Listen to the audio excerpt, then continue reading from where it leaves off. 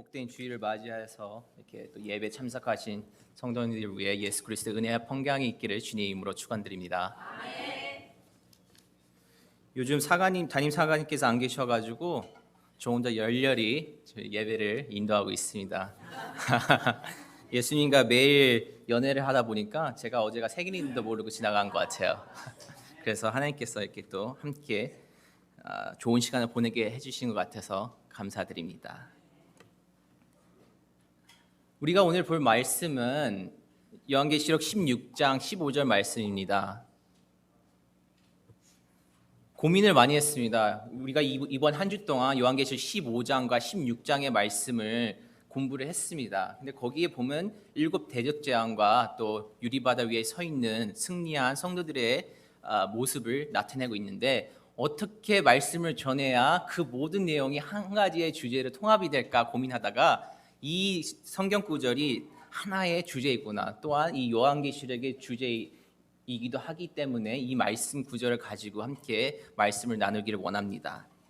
오늘 교회를 돌아보면 여러분이 요한계시록 3장에서 나오는 라우디오게의 교회를 아시지 않습니까? 오늘 우리가 살고 있는 이 시대가 라우디게아 교회의 시대인 것을 우리는 알 수가 있습니다. 여러분이 요한계시록 3장에서 보았던 라우디게아 그 교회의 특징이 어땠습니까? 요한계시록 3장 17절에서 18절 말씀 보면 이렇게 말씀하십니다. 내가 말하기를 나는 부자라 부요하여 부족한 것이 없다 하나 내 공고한 것과 가련한 것과 가난한 것과 눈먼 것과 벌거벗은 것을 알지 못하느도다. 내가 너를 권하노니 내게서 불로 연단한 금을 사서 부요하게 하고 흰옷을 사서 입어 벌거벗은 수치를 보이지 않게 하고 안약을 사서 눈에 발라 보게 하라 라고 이렇게 말씀하고 계십니다. 하나님께서는 라우디아게 교회를 보시면서 이렇게 말씀하셨습니다. 그들은 벌거벗은 것과 벌거벗은 수치라는 표현을 쓰셨는데 그것은 그 18절에서 나오는 흰 옷을 대응하는 표현인 것입니다. 그러니까 하나님께서 라우디아게를 표현하시면서 이런 말씀을 하십니다. 그들은 수치스럽고 부끄러운 삶을 살고 있구나. 반대로 생각을 해보면 지금 다가올 이 마지막 때에는 벌거벗은 것을 수치스럽게 여기지 않는 사람들이 나타나는 것을 우리에게 예언해 주시고 계신 것을 알 수가 있습니다. 우리가 살고 있는 이 시대는 너무나 부끄럽고 수치스러운 것을 부끄럽고 수치스럽지 않게 여기는 세상이 되었습니다. 날마다 뉴스에 보면 성범죄가 일어나고 있고 정말 많은 일들이 일어나고 있습니다. TV나 인터넷이나 미디어에서도 그런 어마어마한 소식들만 전해주고 있습니다. 우리는 그것을 보면서 정말 부끄럽고 수치스럽지만 우리의 신앙을 보았을 때는 그것이 참 안 됐지만 우리는 계속 보게 됩니다. TV와 미디어와 신문에서 계속 방송해 주기 때문에요. 근데 이 시대를 살아가고 있는 우리에게 하나님께서는 분명히 말씀해 주고 계십니다. 주님께서는 우리가 영적인 흑암 속에 살아갈 때 도적같이 찾아오신다고 그랬습니다. 그래서 오늘 이 말씀을 함께 보면서 벌거벗고 수치스러운 성도들이 아닌 우리의 옷을 지키고 살아가는 그런 성도들이 받는 복이 무엇인지 함께 말씀을 나누고자 합니다. 첫 번째로 옷을 지키는 자에게는 복이 있다고 했습니다. 오늘의 본문의 말씀을 보니까 누구든지 깨어 자기 옷을 지켜 라고 써 있습니다. 이 옷이라는 이 단어가 헬라 문학에서 보면 성벽이라는 말로도 쓰여지기도 합니다. 그러니까 이것을 다르게 표현하자면 이것을 그러니까 옷을 지킨다라는 표현을 비유적으로 말씀드리자면 적군이 공격할 때 성벽을 지킨다.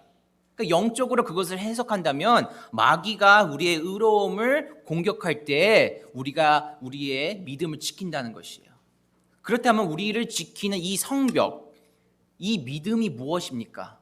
그것은 바로 예수 그리스도의 속죄의 공로인 것입니다. 예수님의 그 보혈로 우리는 사죄함을 받았고 우리가 예수 그리스도 안에 본을 받아서 살아갈 때에 우리의 믿음을 지킬 수 있는 것입니다. 그것이 바로 우리의 옷인 것입니다. 그렇다면 벌거벗고 다닌다는 뜻이 무엇입니까? 옷 입는 것이, 옷을 지키는 것이 예수 그리스도의 보혈의 사죄함을 받고 예수 그리스도를 닮아가는 삶을 살아간다면, 반대로 벌거벗고 다닌다는 것은 예수 그리스도의 신앙을 버리는 것입니다. 자기의 공로와 행위를 자랑하며 살아가는 것입니다.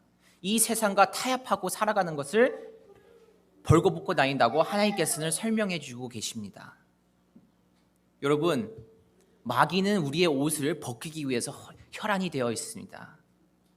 적군이 성을 침략하기 위해서, 요새를 무너뜨리기 위해서 혈안이 되었듯이 마귀는 우리의 믿음과 우리의 구원을 무너뜨리기 위해서 늘 우리를 유혹하고 있습니다. 근데 이 세상을 보면 노출 패션이 점점 늘어나고 있는데 그것이 부끄럽지가 않습니다. 그것이 수치스럽지가 않습니다. 근데 그와 마찬가지로 우리의 영적인 삶도 우리가 발가 벗겨지고 있는데, 노출되어지는 신앙생활을 하고 있는데 그것이 수치스럽지 않고 부끄럽지가 않습니다. 사람들은 신앙 없이도 구원을 받을 수 있지 않냐고 물어봅니다. 사람들은 예수님을 꼭 믿어야 구원을 받느냐고 반문을 합니다. 사람들은 우리가 교회에 와서 봉사를 해야 되냐고 물어봅니다. 우리가 꼭 헌금을 내야 하느냐고 물어봅니다. 날이 갈수록 사람들은 교회에 오는 것이 두렵고 벌거벗은 채로 이 세상을 살아가고 있습니다. 그래서 교회를 떠나고 믿음을 떠난 사람들이 점점 늘어나고 있습니다. 얼마나 안타까운 현실인지 모릅니다. 그러나 우리가 반드시 기억해야 할 것은, 오직 우리의 구원의 회복은 오직 예수님 뿐이라는 것입니다. 우리의 영혼을 지킬 수 있는 것은, 우리의 신앙을 지킬 수 있는 것은 이 십자가의 복음밖에 없습니다. 예수님의 그 보혈을 믿고 살아가는 자만이 우리의 신앙을 지키고 하나님과 함께 천국에서 찬양을 들을 수 있는 것입니다. 그렇기 때문에 성경에서 기록한 대로 봉사하는 마음, 헌금하는 마음, 헌신하는 마음, 예배드리는 그 마음을 허창게 허투루 여기지 말고 겸손히 그것을 받아들이십시오. 신앙을 굳게 지키는 자만이 대환란 후에 하나님께서 승리케 해주셔서 천국에 같이 올라가서 하나님과 함께 영원한 복락을 누릴 수 있다고 하셨습니다. 그렇기 때문에 우리는 하나님께서 주신 그 옷을 지키는 것이 얼마나 큰 축복인지 모릅니다. 그 옷을 지키는 것이 바로 우리가 죽느냐 사느냐의 문제이고, 우리가 영생을 얻느냐 지옥불에 떨어지냐의 문제인 것입니다. 그만큼 옷을 지키는 것이 얼마나 우리의 삶 속에, 신앙생활 속에 중요한지 알 수가 있습니다. 그렇기 때문에 오직 예수님만이 우리의 길이요 진리요 생명이라고 그랬습니다. 영원한 축복의 그 영생을 누릴 수 있는 성도님들이 되시길 주님의 이름으로 축원드립니다. 그럼 옷을 지켜야 되는데 옷을 어떻게 지켜야 합니까? 옷을 지키는 방법을 알아야 되지 않겠습니까? 에베소서 6장 14절에 이런 말씀이 있습니다. 그런즉 서서 진리로 너희 허리띠를 띠고 의의 호심경을 붙이고 라는 말씀이 있습니다. 여기서 우리가 주목해야 될 것은 진리로 허리띠를 매라는 것입니다. 진리가 무엇입니까? 바로 하나님께서 주신 말씀인데 진리로 허리를 매라는 거예요. 여러분, 옷을 입고 돌아다닐 때 바지에 허리띠를 안 매면 어떻게 됩니까? 바지가 헐렁거리지 않습니까? 그럼 결국은 허리띠 없이 걸어다니다가 그게 헐렁거려서 거추장스럽게 되어지고 바지가 벗겨질 수도 있는 것입니다. 근데 그것을 영적으로 보자면, 우리가 진리의 허리띠를 띠지 않고 걸어다닐 때, 신앙생활할 때 그것이 언젠가는 우리의 신앙이 벗겨지고 하나님으로부터 멀어질 수 있다는 것을 하나님께서는 비유적으로 표현해주고 계신 것입니다. 그러면 우리가 우리의 옷을 어떻게 지킬 수 있습니까? 그것은 오직 말씀으로 무장할 때만이 우리의 삶을, 우리의 신앙을 지킬 수 있는 것입니다. 오늘의 교회들을 보면 많은 그리스도인들이 교회는 떠나지 않지만 말씀을 읽고 듣고 지키지 않습니다. 믿는 사람들이, 그런 사람들이 자기 자신이 그리스도인이라고 자처하는 사람들이 넘쳐나고 있습니다. 그럼 그들의 영적인 실태는 어떻습니까? 마귀가 유혹할 때 그들은 먹잇감이 될 수밖에 없고 놀림감이 될 수밖에 없습니다. 영적인 전쟁에서 승리할 수가 없습니다. 허리띠를 매지 않고 걸어다니니까 바지가 출렁출렁거리다가 벗겨져서, 그러다 마귀가 역사를 해서 공격을 하니까 그들은 자기 자신은 그리스도인이라 믿었기 때문에 싸워서 당당히 이길 수 있다고 믿었지만 벌거 벗겨졌는데 어떻게 마귀를 이길 수가 있겠습니까? 그들은 착각하고 있는 것입니다. 마귀에게 자기 자신의 치부를 보여주고 패배할 경우에 하나님께서는 강건하게 경고하고 계십니다. 마태복음 7장 21절에서 23절 말씀을 보면 나더러 주여 주여 하는 자마다 다 천국에 들어갈 것이 아니요 다만 하늘에 계신 내 아버지의 뜻대로 행하는 자여야 들어가리라. 그때 내가 저희에게 말하되 내가 너희를 도무지 알지 못하니 불법을 행하는 자들아 내게서 떠나가라 하리라. 이처럼 진리의 허리띠를 매지 않고 진리와 무관된 삶을 살아가는 자들은 하나님께서는 엄중하게 경고하고 계십니다. 마지막 때의 심판 때가 올 때에 하나님께서 성도들이 자기 앞에 나타나서 물어볼 때 나는 너를 알지 못한다고 그러십니다. 그만큼 우리는 각성해야 합니다. 여러분에게 질문하겠습니다. 여러분은 혹시 지금 바지를 입고 계십니까? 아니면 내려가고 있는지, 벌거 벗겨지고 있는지 알고 계십니까?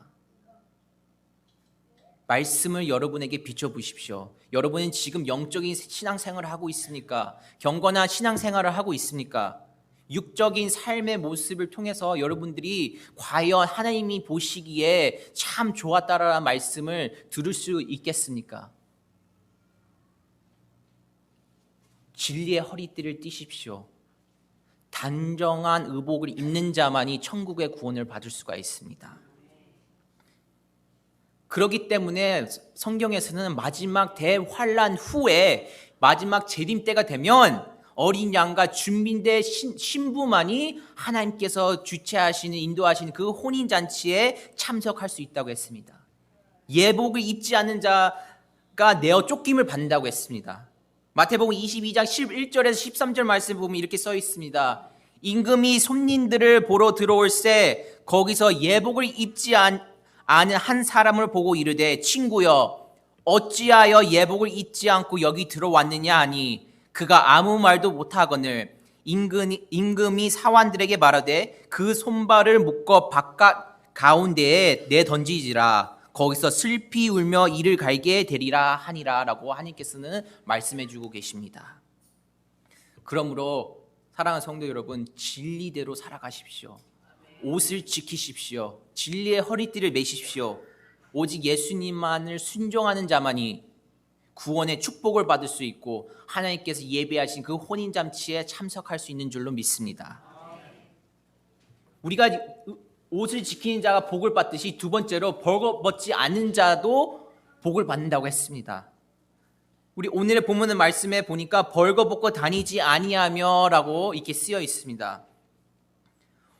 옷을 지키는 것이 무슨 의미이고 어떤 복을 받는지 우리는 지금 보았습니다. 그렇다면 벌거벗고 다니지 않는 자도 복을 받는다고 했는데 그것이 무슨 복입니까? 계시록 3장 17절 18절 말씀이 나오는 라오디아계 교회를 보면 이렇게 써 있습니다. 내가 바르게 나는 부자라 부유하고 부족한 것이 없다 하니 라고 써 있습니다. 지금 우리가 살아가고 있는 이 시대가, 이 교회가 라오디게아 교회 시대에 살아가고 있는데 그 시대가 어떤 시대입니까? 바로 벌거벗은 시대라고 예수님께서는 말씀해 주고 계십니다. 그들은 신앙적으로 타락했다는 것입니다. 세 가지의 우리가 기억해야 될 것이 있습니다.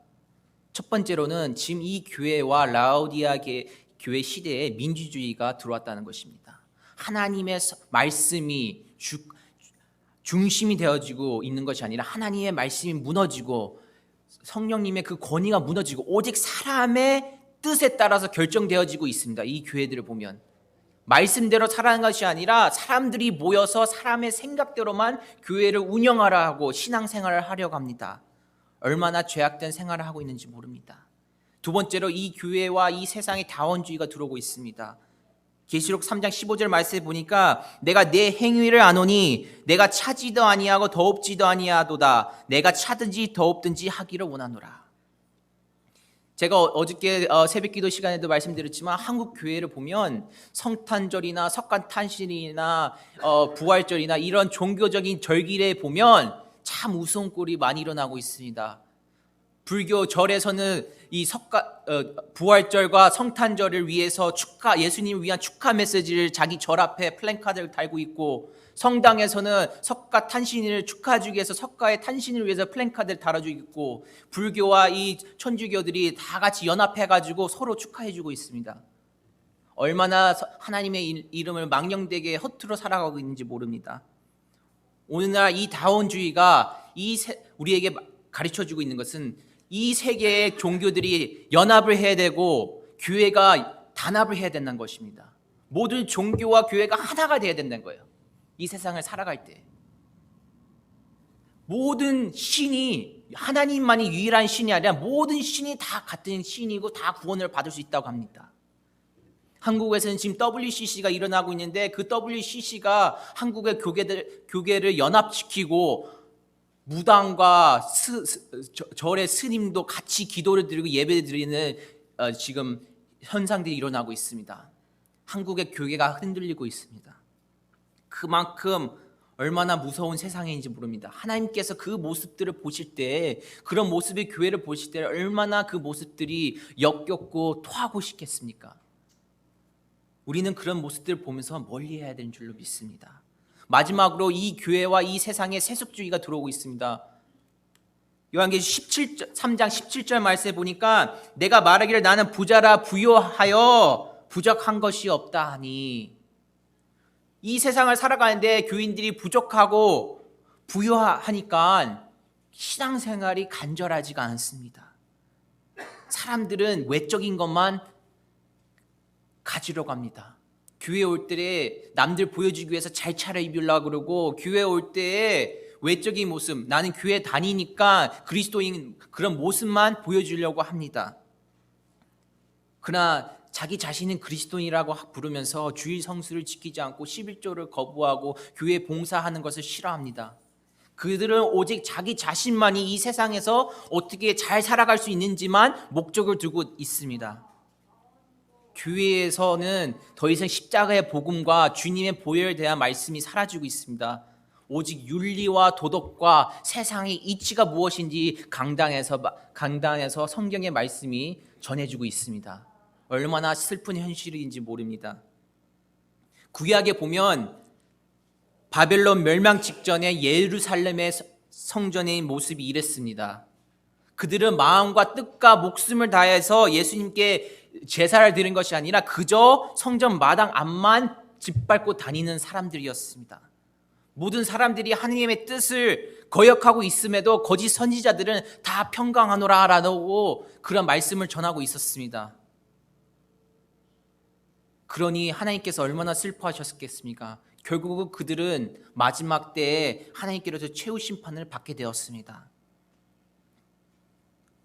우리가 얼마나 무서운 세상을 살아가고 있는지 우리는 깨어 있어야 하고 깨달아야 합니다. 구원의 상징인 우리가 하나님께 주신 그 옷을 지켜야 합니다. 우리는 우리의 예수님의 신앙을 스스로 버려서는 안 됩니다. 끝까지 지켜서 마지막 때 하나님께서 주신 그 구원의 축복을 받아야 될 줄로 믿습니다. 절대 이 시대의 벌거벗은 부끄러움과 수치심을 보고 똑같이 따라하지 마십시오. 여러분의 수치를 가리시고 옷을 지키시기를 주님으로 축원드립니다. 디모데전서 2장 9절에 10절의 말씀을 보니까 정절로 단정한 여자들의 이야기가 나옵니다. 말씀에 보니 또 이와 같이 여자들도 단정하게 옷을 입으며 소박함과 정절로서 자기를 단장하고 따은 머리와 금이나 진주나 값진 옷으로 하지 말고 오직 선행으로 하기를 원하노라. 이것이 하나님을 경외한다 하는 자들에게 마땅한 것이니라 라고 말씀해 주고 있습니다. 제가 방금 읽어드린 이 디모데전서 말씀은 공중 예배에 참석하는 성도의 자세이기도 하지만 이것은 성도의 신앙의 삶이 무엇인지 알려주고 있는 것입니다. 성도들이 예배를 드릴 때 단정하게, 소박하게, 정절하게 라고 써 있는데 그것을 원문의 단어를 보면 이런 말을 표현하고 있습니다. 존경할 만하게, 하나님을 향한 경건한 신앙으로, 마음의 확고함으로, 이런 다른 표현의 뜻이 있습니다. 그렇다면 그것이 무슨 뜻을 우리에게 가르쳐주고 있습니까? 겉모습만 단정하게 교회에 오는 것이 아니라 내적으로 마음을 아름답게 하고 오라는 것입니다. 예배를 그저 겉모습만 와서 드리는 것이 아니라 너의 마음부터 정결한 마음으로 와서 하나님께 예배를 드리라는 것입니다. 그렇기 때문에 우리는 예배 신앙을 가질 때 영적을 분별할 수 있는 은사를 받아야 되고 오직 기도하면서 하나님 앞에 나와야 되는 줄로 믿습니다. 옷을 입는다는 것은 이와 같습니다. 옷을 입는다는 것은 하나님의 말씀을 사모하는 것입니다. 하나님의 말씀을 사모할 때 이 마지막 때에 재림 때에 우리는 심판을 받는 것이 아니라 구원의 역사와 하나님의 은혜를 받는 것입니다. 그렇기 때문에 우리는 하나님께서 원하시는 그런 신앙에 합당한 삶을 살아야 될 줄로 믿습니다. 우리가 우리의 옷을 지킬 때 벌거벗지 않을 때 복을 받는다고 했는데 마지막으로 도둑같이 오실 때 준비된 자가 복을 받는다고 그랬습니다. 오늘 본문의 말씀에 보니까 보라 내가 도둑같이 오리니 라고 써 있습니다. 누구든지 깨어 있으라. 여기서 말씀하고 있는 도둑이란 표현은 우리가 알고 있는 그런 좀도둑이 아닌 것입니다. 여기서 말씀해 주시고 있는 도둑은 물건을 강탈하고 사람을 해하고 심지어 죽일 수도 있는 그런 도둑을 말씀해 주고 있는 것입니다. 그렇기 때문에 여기서 하나님께서 말씀할 때 도둑같이 온다는 것은 도둑질을 당하는 사람들은 그가 소유하는 것을 모든 것을 다 잃을 것이고 심지어 생명까지도 잃을 수 있다고 말씀해 주고 계시는 것입니다. 그럼 무슨 뜻입니까? 예수님이 도둑같이 온다는 것인데 예수님이 도둑같이 온다는 것은 우리의 모든 것을 다 빼앗고 심지어 우리의 생명도 빼앗을 수 있다는 것을 우리에게 표현해 주고 계시는 것입니다. 그렇기 때문에 이 마지막 때에 재림 때에 준비되지 않는 자들은 하나님의 심판을 받을 수밖에 없습니다. 우리의 죄의 대가는 무엇입니까? 바로 지옥불로 떨어지는 그런 형벌인 것입니다. 그렇기 때문에 우리가 이 시대를 바라보고 오늘날 우리의 신앙을 돌이켜보면서 우리는 각성해야 될 줄로 믿습니다. 우리는 각성해야만 합니다. 늘 우리 자신을 말씀 앞에 보고 회개할 수 있는, 정말 우리의 죄를 회개하고 말씀과 기도로 무장해서 하나님께서 원하시는 그런 경건한 신앙생활을 할 수 있는 성도들이 되어야 될 줄로 믿습니다. 근데 너무나 안타까운 것은 이 시대의 교인들은, 성도들은 잠들어 있다는 것입니다. 재림에 대해서 말씀을 전해주고 마지막 때의 심판에 대해서 말씀을 전해주더라도 그들은 무감각합니다. 관심이 없습니다. 근데 안타까운 것은 우리가 오늘 본문의 말씀처럼 예수님께서 도둑같이 찾아오신다고 그랬는데 도둑이 어떻게 찾아옵니까? 우리에게 말해주고 찾아옵니까? 틈틈이 엿보다가 기회가 되면 찾아옵니다. 그런데 안타까운 것은 많은 성도들이 도둑이 예수님이 틈틈이 찾아올 날을 엿보고 있는데 아무렇지 않듯이 태평에 잠들고 있다는 것입니다. 잠만 자고 있다는 것입니다. 그렇기 때문에 우리는 십자가의 복음과 그 보혈을 강조할 수밖에 없습니다. 재림 신앙을 강조할 수밖에 없습니다. 이 시대는 하나님의 초림을 강조하는 것이 아니라 마지막 때인 재림을 바라보고 천국의 소망을 두어야 우리는 구원의 역사를 받고 축복을 받을 수 있는 줄로 믿습니다. 그렇기 때문에 우리가 교회에 가서 우리의 삶이 어떤지 돌아보는 시간이 아니라 정말 말씀만 보고 우리의 죄를 회개할 수 있는 신앙이 중요합니다. 교회에 오면 그저 도덕적인 거, 윤리적인 거, 특히 이민교회의 가장 큰 문제가 무엇인지 압니까? 많이 믿지 않은 성도들이 교회를 찾아옵니다. 왜 찾아옵니까? 어떻게 하면 이 이민사회에서 잘 살아갈 수 있는지 정보를 얻기 위해서 찾아옵니다. 그렇다면 그들이 찾아온 이유는 하나님의 말씀을 듣기 위한 것이 아니라 이 세상을 살아가는데 어떤 노하우를 얻을 수 있어서 자기 자신이 잘 살아갈 수 있는지 얻기 위해서 교회로 오는 것입니다. 그런데 그것을 다시 생각해 보면 그들은 속수무책으로 당하는 것입니다. 그렇기 때문에 그들이 믿든지 안 믿든지 간에 우리는 날마다 예수님의 그 복음을 그들에게 전할 수 있기를 바랍니다. 코넬 대학에서 굉장히 재미있는 실험을 했습니다. 개구리 그 생태 실험을 한 적이 있습니다. 어느 날 코넬 대학에서 그 비커에 차가운 물을 담아서 개구리를 넣었습니다. 그리고 그 밑에 알코올 그 불로 불을 지지는데 1초마다 0.01도씩 올라갈 수 있도록 그 온도를 조절했습니다. 온도가 서서히 올라가는데 개구리는 그것을 느끼지 못합니다. 마음만 먹으면 그 개구리 언제든지 그 비커 안에서 당장 뛰어나와서 도망갈 수 있는데 가만히 사우나 하듯이 그 온천 물에 앉아 있습니다. 빠져나올 생각을 안 합니다. 1초마다 0.01도씩 온도가 올라가는데 그것을 느끼지 못하고 가만히 있습니다. 2시간 반 후에 어떻게 되었겠습니까? 삶아져서 죽어버렸습니다. 개구리는 자기 자신이 뜨거운 물에 끓고 있는 것을 자각하지 못하고 삶아 죽어버렸습니다. 자기도 모르게 죽은 것입니다. 죽어가는 것도 느끼지 못하고 죽은 것입니다. 근데 그것을 영적으로 비교한다면 우리 자신도 그렇게 알지 못하고 뜨거운 물에 끓고 있는데 우리 자신을 죽여가고 있는 것입니다. 그렇기 때문에 우리는 날마다 말씀을 보면서 회개하면서 정말 진리의 띠를 허리에 동여 매야 될 줄로 믿습니다. 우리는 이런 무기력하고 몽롱한 이 영적인 상태가 아니라 깨어 있어서 하나님이 주시는 그 말씀의 두루마리의 그 말씀을 집어 삼켜 먹을 수 있는 그런 경건한 신앙이 되어야 될 줄로 믿습니다. 그렇기 때문에 성도들이 자기 자신을 알아보지 못하고 깨어있지 않을 때 얼마나 답답한지 모릅니다. 그들이 그 뜨거운 물에 개구리가 정말 삶아지듯이 자기 자신이 그렇게 당하고 있는데 모르고 살아갑니다. 그렇기 때문에 예수님께서는 뜨뜻미지근한 것을 굉장히 싫어한다고 하셨어요. 뜨겁든지 차갑든지 둘 중에 하나를 고르라는 것이에요. 차가우면 자기 자신이 깨우칠 수 있는 기회가 있지만 뜨뜻미지근하면 자기 자신을 알 수가 없습니다. 그렇기 때문에 결국은 개구리와 같이 결국은 죽게 되는 삶을 살게 되는 것이에요.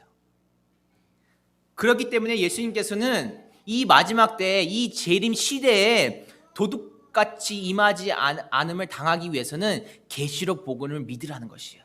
우리 교회가 지금 이 구세군 교회가 지금 지난 몇 달 동안 계속 계시록을 공부하고 있습니다. 얼마나 귀중한 시간인지 모릅니다. 계시록 복음이야말로 우리가 도둑으로부터 깨어 있어서 말씀을 알고 정말 확실히 알아서 천국과 지옥을 구분할 수 있고 정말 이 신앙적인 시련이 왔을 때 위기가 왔을 때 이길 수 있는 믿음을 가질 수 있는 것을 우리에게 가르쳐주고 있습니다. 우리가 아무리 큰 영적으로 큰 상처를 받고 어려움을 당하더라도 하나님께서 우리가 회개를 한다면 구원해 주신다는 그 말씀이 있기 때문에 우리는 늘 감사하는 마음으로 깨어 있어야 되는 것입니다. 여러분 생각해 보십시오. 용사의 집에 도둑이 드는 걸 본 적이 있습니까? 군인들이 모여있는 그 오두막에 병사들이 모인 그 오두막에 도둑이 감히 들 생각을 하겠습니까? 왜 도둑이 거기에 침범하려고 하지 않습니까? 그들은 무장되어있기 때문에 침범하려고 하지 않습니다. 우리도 영적으로 무장되어 있어야만이 마귀가 침범하려는 생각을 안 합니다. 그러나 우리는 허리에 진리의 띠를 띠지 않고 벌거벗은 채 살아가기 때문에 마귀는 늘 틈틈이 우리를 유혹하고 무너뜨리려고 합니다. 데살로니가전서 5장 4절 말씀에 보니까 이렇게 쓰여 있습니다. 형제들아 너희는 어둠에 있지 아니하매 그날이 도둑같이 너희에게 임하지 못하리야. 이것이 주님께서 우리가 알기 원하는 말씀입니다. 우리가 계시록에 복된 것은 계시록이 굉장히 우리에게 복이 되는 것은 은혜가 되는 것은 바로 이 말씀 때문입니다. 우리가 하나님 말씀 안에 살아갈 때 도둑이 우리에게 임하지 못한다고 성경에서는 말씀해 주고 계십니다. 그렇기 때문에 우리는 그 은혜스러운 그 새하늘과 새 땅에 소망을 두어서 정말 이 악한 세상에 깨어있는 거짓 선지자의 그 말들에 현혹되지 않는 정말 경건한 신앙인들이 되시기를 주님의 이름으로 축원드립니다. 그래서 정말 이 말씀을 읽고 듣고 지켜서 승리하는 이기는 이 구세군 교회가 되길 바라며 정말 철저히 무장했을 때 이 구세군 올네이션 교회가 정말 다 같이 하나님의 기쁨과 감사가 넘치는 그런 주의 백성들이 될 수 있기를 주님의 이름으로 축원드립니다. 기도하시겠습니다. 사랑이 많으신 하나님, 저희들이 연약하고 저희들은 언제나 마귀의 꿰매 넘어갑니다. 주님, 우리의 신앙을 지킬 수 있고 주님 그 주님께서 주신 그 구원을 지킬 수 있는 것은 오직 예수님의 신앙이고 말씀인 줄로 믿습니다. 저희들이 날마다 말씀을 사모하고 천국을 사모함으로써 우리가 핍박받고 환난을 받더라도 이길 수 있는 신앙을 가지고 마지막 때에 정말 천국에 가서 주님과 함께 찬양을 드릴 수 있는 그런 축복받는 주의 백성들이 되게 허락하여 주시옵소서. 주님, 날마다 저희들이 깨어 있어서 분별의 은사를 주시고 무엇이 옳고 그른지 알아서 주님, 우리가 사랑하는 모든 이들에게, 우리의 가족과 친구와 이웃에게 주님의 그 은혜로운 말씀을 선포할 수 있는, 전파할 수 있는 주님의 그 아름다운 종들이 되게 허락하여 주시옵소서. 예수 그리스도의 이름으로 기도드립니다. 아멘.